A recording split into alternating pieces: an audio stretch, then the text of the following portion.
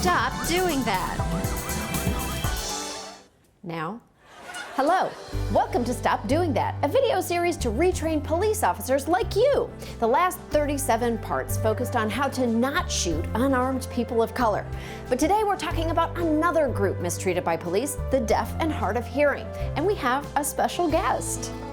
Hi, I'm Nyle DiMarco. You may know me from America's Next Top Model and Dancing with the Stars. I think people are really gonna pay attention to this episode. Because it's so important? Yeah, sure. Very solid. Now, as a cadet, your training has barely covered the importance of how to interact with America's 1 million deaf citizens. And it turns out you've been making tons of terrible mistakes, so pay attention. Lesson number 1. American Sign Language is naturally big and expressive, but some officers mistake it as wild or aggressive. The deaf man pepper sprayed, tased, and arrested after getting a parking ticket. Witnesses blame the parking officer. He wasn't touching her. His hands were just here. He was trying to talk to her. Now you know, sign language is not a threat. So what do you do when you encounter sign language?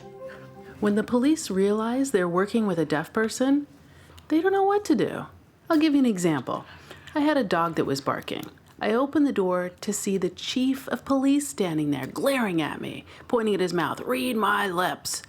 Deaf people reading lips is an impossibility. There's no way. It's something hearing people dreamt up.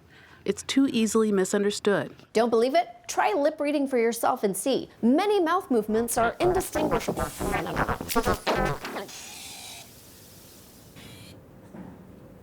Now try when she's yelling at you. With a big mustache. And shining a flashlight in your eyes. Not easy, right? Now you know. Don't ask people to lip read.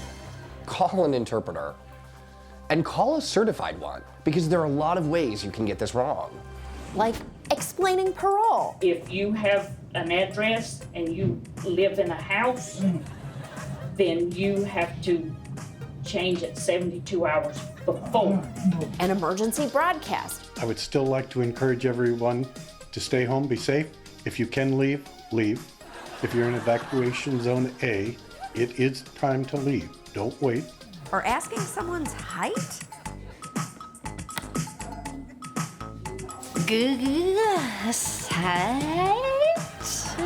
Who's asking for a certified interpreter? The government is not responsible for providing them an interpreter. Wrong. You actually do have to provide qualified interpreters because of the ADA, which is a law, and the law is what you do at work. But what if he has questions now? It's got to be able to write them out in English. The official language of this state and this country is English. Double wrong. Don't ask us to just write it out. English and American Sign Language are not the same. And many deaf people can't read or write English fluently because of language deprivation. But that's for an episode of my show. Nyle takes his shirt off, so you'll pay attention to deaf rights. Worldwide, there are over 70 million people who use a form of sign language, with only 2% of them having access to a formal education in a sign language. I would watch the shit out of that.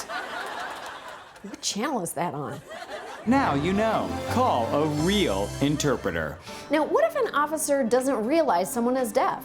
They ask deaf people to keep one of these in their car. So, do these work? No, of course they don't. Pearson keeps this placard in his car.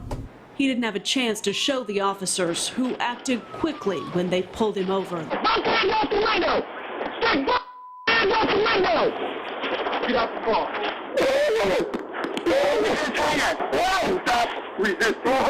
Police just grab the deaf person with their hands behind their back. If you put my hands behind my back, I have no way to communicate. And your natural knee-jerk reaction to struggle now becomes assault on a police officer, and it's a felony charge. It said hearing impaired on the thing. It says hearing impaired. Like deaf. You know why he was resisting you? Because he was trying to grab the car. Oh, that's what it was. That's like a jacked up.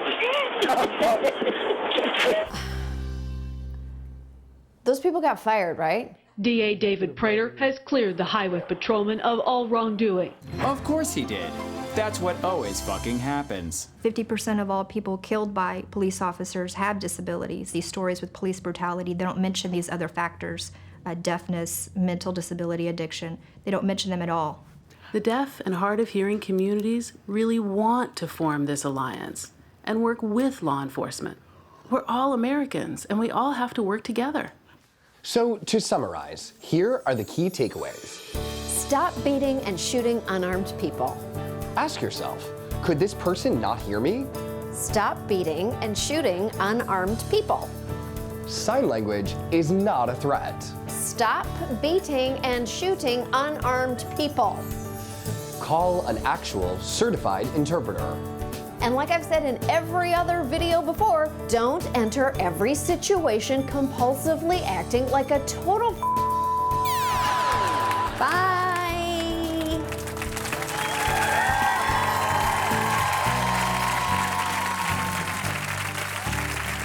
We just keep doing this, right?